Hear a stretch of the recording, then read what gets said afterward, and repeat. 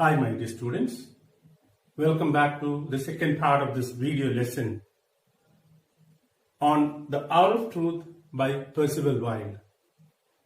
In the first part of this lesson, we discussed how this play, The Hour of Truth, is a psychological study on the corrupting influence of money on people. We discussed how the very thought of getting some money could corrupt the thoughts of people. We discussed how we tend to forget our morals and values at the prospect of getting some money. So in that way, greed is the main theme of this play. What is greed? How do you define greed? Greed is the intense and selfish desire for more and more. It could be desire for money, as you see in this cartoon. Greed is the intense and selfish desire for more and more. It could be desire for money or desire for other personal gains. And greed as such is not that dangerous. But unfortunately, greed never comes alone.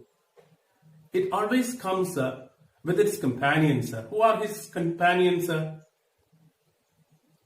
The closest companion of greed is dishonesty. So a greedy person can't remain honest for long. Ultimately, his greed for money will take him to the wrong path, and he would get indulged in corrupt practices, as you see in this cartoon. So dishonesty is the first companion, the best companion of greed. And the second best companion of greed is jealousy. You see this cartoon here. Dear children, however contented I am, however successful I am, however fortunate I am, there could be some people who are more fortunate, who are more successful than me.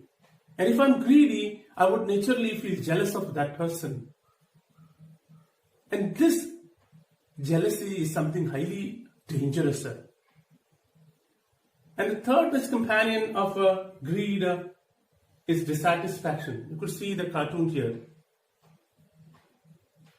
A greedy person can never be satisfied in his life. For example, even if I have everything I need to live a decent life, if I'm greedy, I would always crave to have more and more. And what is the end result of this greed for more and more? Ultimately, this greed would take away my happiness. I would end up living a dissatisfied, discontent life throughout, always cursing myself and cursing others. So you see, this play discusses how greed for money could change the very behavior of people. And in the first part of this play, we have seen how John and Evie question the very integrity of their father, Mr. Baldwin. They point a finger of suspicion at Mr. Baldwin by asking why he should go and meet Mr. Gresham, especially just before the trial begins. And even before Mr. Baldwin makes his entry, we see the two of them, the two children, John and Evie, leveling allegations against their father. And the idea we get from that first part is that Mr. Baldwin is a shady character, and his two children, John and Evie, are true champions of truth. And let's now have a recap of what we have seen in the first part. Let us now see what Evie thinks about her father, Mr. Baldwin. Let us now see it here. What Evie thinks about Mr. Baldwin, her father. Mr. Gresham's orders? Did you have to follow them? Evie, I don't believe your father ever did a wrong thing in his life. What do we see here? We see Evie suspects her father's involvement in this crime. At least she suspects that her father is trying to save a criminal. And that's what she means when she asks why her father should follow the orders of Mr. Gresham, who has been arrested on charges of misappropriating the investors' money. On the other hand, we have Mrs. Martha expressing her blind faith in her husband. When she says her husband hasn't done anything wrong in his life. Now let us see what John thinks about his father, Mr. Baldwin. And father? He said the governor must have known. He will share nobody else did. You see, father was closer to Gresham than anyone else. That puts him in a nice position, doesn't it? What do you mean, John? Okay. What do you understand when John Gresham here says that his father is closer to Gresham than anybody else, and that puts him in a nice position? Isn't he sarcastically saying that his father is hand in glove with this Mr. Gresham and that they are partners in crime? What does it show about John's attitude towards his father?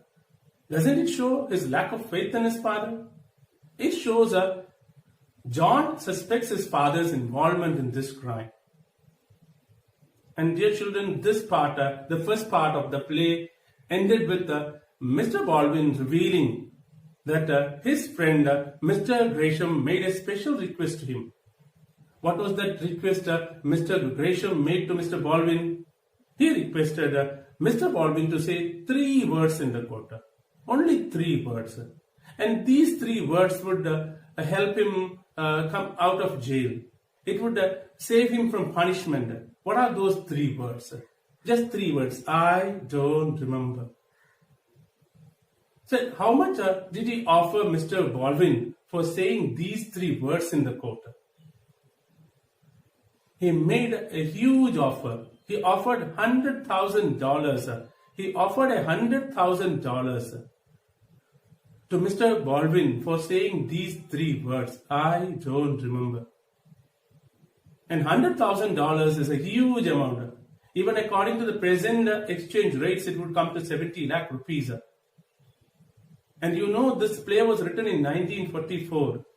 And we can guess how big an amount it was in those days. And we are going to watch the rest of the play to see what Mr. Baldwin does, whether he accepts that offer. But before we do that, let me thank my students once again for supporting me. They supported me in bringing out this video. A big thanks to them all. So let us now go and watch the second part of the play and let us see what Mr. Baldwin does, whether he accepts the offer made by Mr. Gresham or not.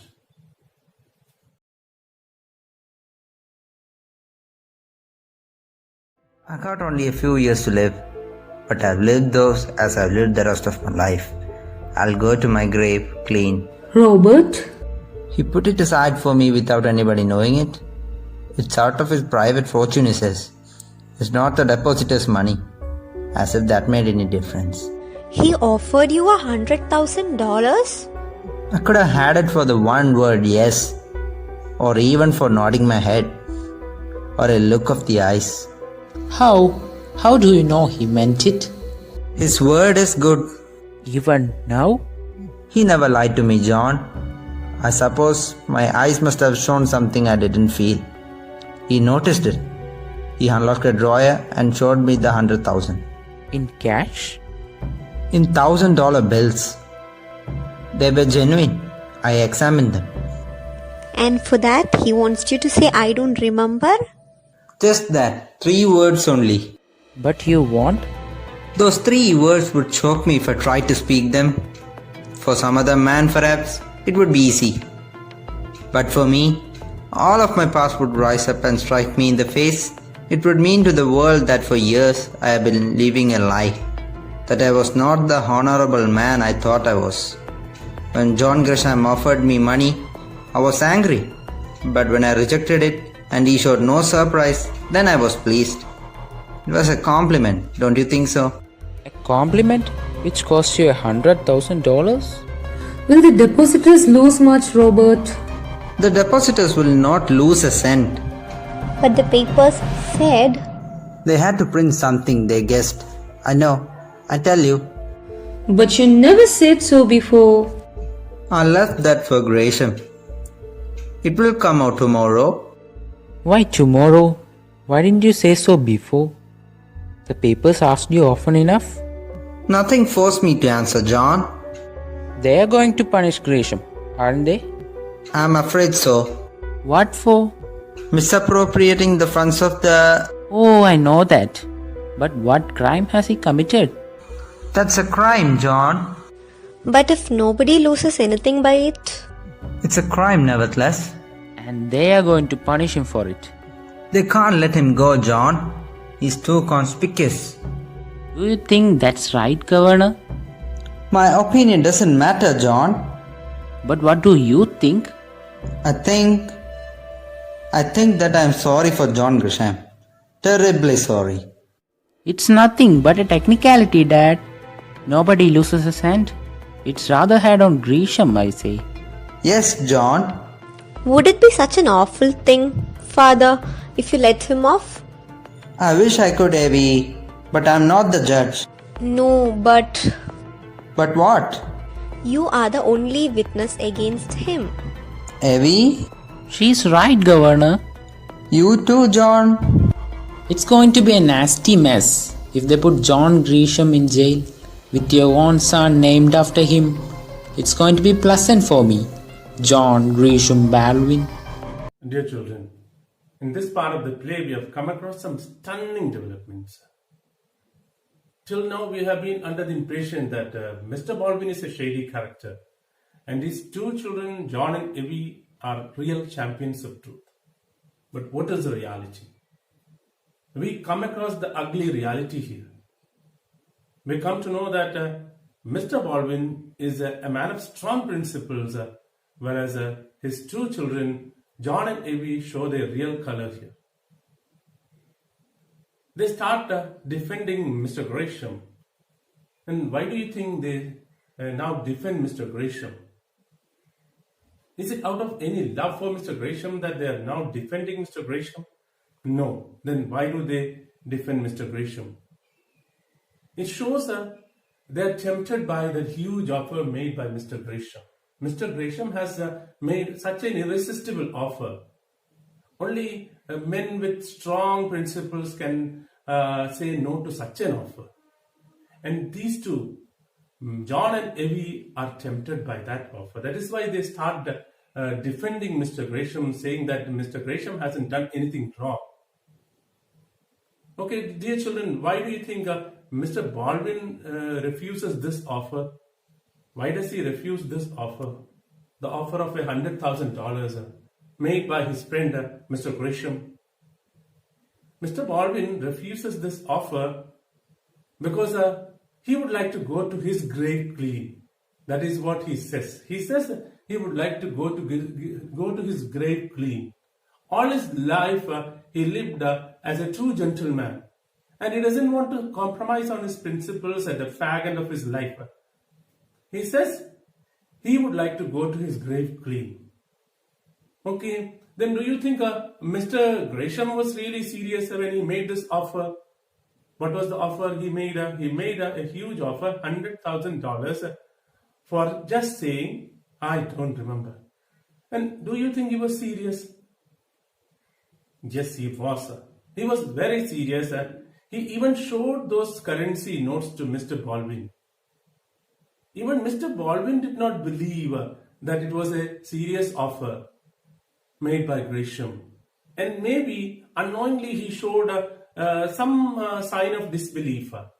And seeing that Gresham pulled open the drawer and showed Mr. Baldwin that bunch of notes, $100,000. And Mr. Baldwin even examined those notes and he found those notes genuine. And what did Mr. Baldwin have to do to get those $100,000? Did he have to do much? Nothing. He had to just say these three words, I don't remember, in the court when they ask him difficult questions. And why Baldwin is not willing to say these three words? Why is it difficult for him to say these three words? Mr. Baldwin says these three words would shock him. Because it would mean all his life he lived a lie. And his past would rise up against him and strike him in the face. So if he utters those three words, it would mean he's a hypocrite. All his life he thought he was a true gentleman.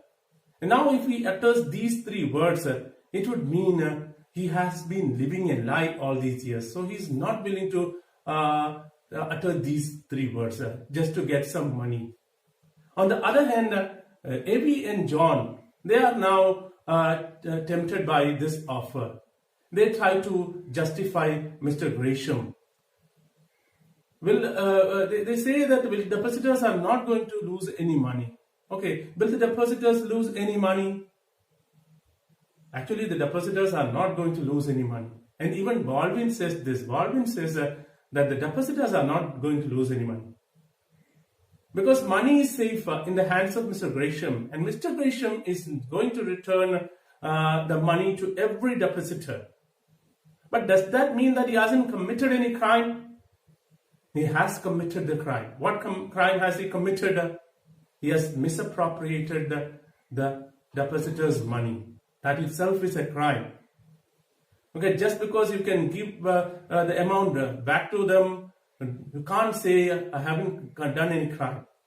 It's just like you steal someone else's money and then once you get caught, you return it and then say, no, I haven't taken his money, I have given it back. So whether the depositors are going to get it back or not, the crime has been committed. The crime is misappropriating the investor's money. That is illegal. And he's going to get punished for that. So towards the end of this part, we see John getting a bit emotional. It's a kind of emotional blackmailing. He tries to persuade his father to accept this offer. He says he'll be in a nasty mess if they put John Gresham in jail because he has been named after John Gresham. He's bearing the name John Gresham Baldwin. And it would be inconvenient for him to see Mr. John Gresham being put in jail. So these are all the excuses John gives for defending Mr. Gresham. And now he would like to see Mr. Baldwin accepting that offer because he is tempted by that huge offer. It shows his real color. He has no principles and he's ready to compromise on his principles to get some money. That's what we understand. This man, John, represents the younger generation, whereas Mr. Baldwin represents the older generation. The older generation are strong in their principles, whereas younger generations are not so particular about their principles. They are more greedy for money. They are ready to compromise on principles. They are ready to forget their morals and values. That's what we see in this part of the play. Now we are going to watch the next part of the play and we'll be coming back for further discussion on that. Robert, I'm not sure I understood what you said before. What did Mr. Gresham want you to do for him? Get him off tomorrow. You could do that? Yes. How? By answering, I don't remember when they ask me dangerous questions. Oh, and you do remember? Yes, nearly everything. No matter what they ask you? I can always refresh my memory. You see, I have notes. But without those notes, you wouldn't remember? What do you mean, John? As a matter of fact, you will have to rely on your notes nearly altogether, won't you? Everybody else does the same thing. Then it won't be far from the truth if you say, I don't remember. I don't see that Mr. Gresham is asking so much of you. Martha? Robert, I am as honorable as you are. That goes without saying, Martha. It doesn't seem right to me to send an orphan to jail. Now, don't interrupt me. I've been thinking. The day John was baptized, when Mr. Gresham stood sponsor for him, how proud we were. And when we came home from the church, you said, Do you remember what you said, Robert? No, what was it? You said, Martha, may our son always live up to the name which we have given him. Do you remember that? Yes, dimly. Only dimly, Governor? What do you mean, John? It would be sad, very sad, if the name of John Gresham, our son's name, should come to grief through you, Robert. Martha, are you telling me to accept the bribe money that John Gresham offered me? Why do you call it bribe money, Father? Why indeed. Gresham had a prettier name for it. He said that he had underpaid me all these years. You know, I was getting only $60 a week when the crash came. Yes. He said 100,000 represented the difference between what he had paid me and what I had actually been worth to him. That is no less than true, Robert. You have worked for him very faithfully. He said that if he had paid me what he should have, I would have put by more than 100,000 by now. That's so, isn't it, Dad? Who knows? I never asked him to raise my salary. When he raised it, it was of his own accord. Well, what do you think of it, Evie? If you go on the stand tomorrow Yes, and they put John Gresham in jail, what will people say? they will say I have done my duty. When they find out that they haven't lost any money, when John Gresham tells them that he will pay back every cent, then they won't want him to go to jail. They will feel sorry for him. Yes, I believe that. I hope so. And they won't feel too kindly disposed towards the man who helped put him in jail. They will say you went back on an old friend, Robert. When you pull out your knots in court, to be sure of sending him to jail. And Mr. Gresham hasn't done anything really wrong. It's a technicality. That's what it is. Nobody loses a cent. Nobody wants to see him punished. Except you, Father. Yes, and you're willing to jail the man after whom you named your son. I believe in being merciful, Robert. Merciful? Mr. Gresham has always been very good to you. Dear children, we have just seen how Martha also joins her children in defending Mr. Gresham. On the one side, we have John who argues that it won't be far from truth if his father says, I don't remember. Why does he say so? Why does John say it won't be far from truth? It won't be a lie if Mr. Baldwin says, I don't remember. He says it won't be far from truth because his father, Mr. Baldwin, doesn't exactly remember everything that happened at the bank. He has to rely on his notes. He has to rely on his diary to refresh his memory. In that sense, it won't be far from truth. Actually, he's giving a lame excuse to persuade his father to accept that bribe money. On the other hand, we have Mrs. Martha, Mrs. Baldwin, trying to emotionally blackmail Mr. Baldwin. What does she do to emotionally blackmail Mr. Baldwin? She reminds Mr. Baldwin of his own words, the words he had said on the day John was baptized. What had he said on that day? He had said, may our son live up to the name we have given him. Actually, his son was named after his employer, Mr. John Gresham, and he expressed his hope that his son would do justice to his name. And Martha reminds him of those words to persuade him to accept this offer. And on the other side, we have Evie, who argues that this amount can't be called bribe money. She's asking, why do you call it bribe money, Father? And even Mr. Gresham had a prettier name for it. When he offered this amount, he too argued that it was not bribe money. What was his argument? What was his excuse? What excuse he gave while offering this huge amount? He argued it was the difference between what was due to Mr. Baldwin and what he was actually paid.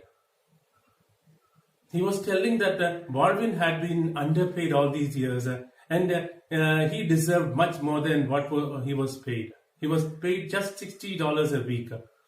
And he now argues that this money is not bribe money, it is rather what was due to Mr. Baldwin.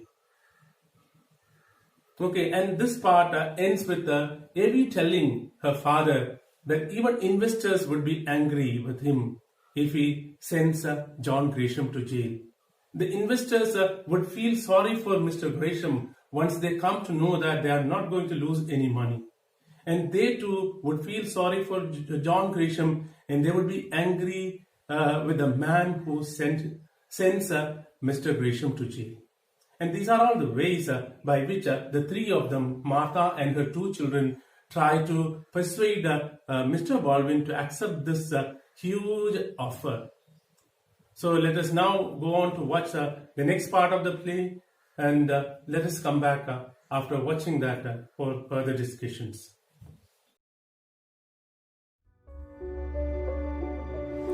Oh, well, what are you going to do now, Robert? What do you mean? You have been out of work since the bank closed. Oh, I'll find a position. If Grisham doesn't go to jail, he will start in business again, won't he? And he can't offer you anything less than a partnership. A partnership? With the 100,000 capital, you could put in the business, Dad. John? Of course, the capital doesn't matter. He will owe you quite a debt of gratitude besides. 100,000 would mean a great deal to us, Robert. If you don't find a position soon, John will have to support us. On $30 a week, Dad, that won't go very far. It's not fair to John. Oh, don't bother about me. Look here, Governor, you have said nothing to the papers. If you say nothing more tomorrow, what does it amount to but sticking to a friend? It's a square thing to do. He would do as much for you. You want me to take this money? Say yes, one of you. Or no. I couldn't go into partnership with Grisham. Why not? People wouldn't trust him. Then you could go into business with someone else, Dad. 100,000 is a lot of money. God knows I never thought this day would come. I know no matter how you try to excuse it. I know that if I take this money, I do a dishonorable thing. And you know it. You and you and you. All of you. Come, admit it. Nobody will ever hear of it. But amongst ourselves, John, whatever we are to the world, let us be honest with each other. The four of us. Well, shams, liars, hypocrites, thieves, and I know better than any of you. We have seen our souls naked, and they sting to Almighty Heaven. Well, why don't you answer me? It's not wrong, Robert. It's not right. 100,000 is a lot of money, Dad. You can look into my eyes now, my son, can't you? Dad, why did you refuse? Wasn't it because you were afraid of what we would say? Yes, John. Well, nobody will ever know it. Except the four of us. Yes, Father. Dear children, here again we see the same thing. We see Mrs. Martha and two of her children continue their effort to persuade Mr. Baldwin to accept that offer. They're so much tempted by this huge offer made by Mr. Grisham. And what does Mrs. Martha say to persuade her husband? Mrs. Martha says, he has been out of work since the bank closed up, and if he can't find a position soon, John will have to support the entire family. And it would be difficult for him with just $30 a week. And on his part, John says that if Mr. Baldwin says nothing more to the court tomorrow, it would mean nothing. It would just mean he is sticking to his friend. And according to him, that is the right thing to do. And at this, Mr. Baldwin goes wild and he says that he can't accept the bribe money offered by Grisham. And why does he say he can't accept that money? What reasons he gives? He says he can't accept that money because if he does so, he does a dishonorable thing. And he says that they should be honest with each other. At least amongst themselves, amongst the four of them, they should be honest with each other. And he says they are accountable to God. And he says that they've seen their souls naked and they sting to Almighty Heaven. So here we see Mr. Baldwin standing tall in front of his wife and children. While they are all tempted by this offer, Mr. Baldwin still stands firm on his principles. So now children, let us now move on to the last part. Let us watch the last part and find out if Martha and her children finally succeed to persuade Mr. Baldwin to accept this offer. Let us watch it and come back for a discussion on that.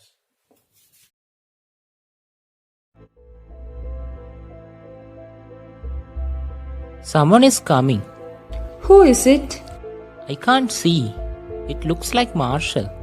Marshall? A gentleman to see you, sir. Who? Me? Yes, sir. It is Marshall. The president of the Third National? Yes. What does he want here? Shall I show him in, sir? Yes, by all means. Robert, be careful of what you say. You are to go on the stand tomorrow. Yes, I will look out. Well, spending the afternoon indoors. How are you, Mrs. Baldwin? And you, Mr. Baldwin? We were just going out. Come, maybe. Oh, you needn't go on my account. You can hear what I have to say. Baldwin, if you feel like coming around to the Third National sometime this week, you will find a position waiting for you. Do you mean that, Mr. Marshall? I wouldn't say it if I didn't. I was in to see Gresham this afternoon. He told me about the offer he had made you, but he knew that no amount of money would make you do something you thought wrong. Baldwin, he paid you the supreme compliment. Rather than go to the trial with you to testify against him, he confessed. Confessed? Told the whole story. I can only say to you what every man will be saying tomorrow. How highly I honored and I respect your husband. How sincerely. Please, can't you see he's crying? Dear children, you have just watched the whole play. You have seen how virtue gets rewarded at the end. What reward does Mr. Baldwin get for his honesty? What is the reward he gets? Mr. Baldwin has been offered a very important position in the Third Nationals, another bank, a powerful bank run by Mr. Marshall. And what makes Mr. Marshall give such an offer to Mr. Baldwin? Mr. Marshall has been to jail to meet Mr. Gresham. And what has Mr. Gresham told him? He has told him about the offer he made to Mr. Baldwin, about how he rejected that offer. And instead of being angry with Mr. Baldwin, Mr. Gresham was impressed by his honesty and he paid Mr. Baldwin a supreme compliment. And this makes Mr. Marshall offer this job to Mr. Baldwin. Mr. Marshall also is highly impressed by Mr. Baldwin's honesty. And this is how virtue gets rewarded. This is how Baldwin's honesty gets rewarded at the end. And why do you think Mr. Gresham confesses without waiting for the trial? Why does he confess? He confesses without waiting for the trial because he feels guilty now. Mr. Baldwin's honesty has opened his eyes. He feels guilty for his own wrongdoing. So he feels it would be better to confess without waiting for the trial. He doesn't want to face the trial with Mr. Baldwin testifying against him. So he confesses. And this is how the play ends.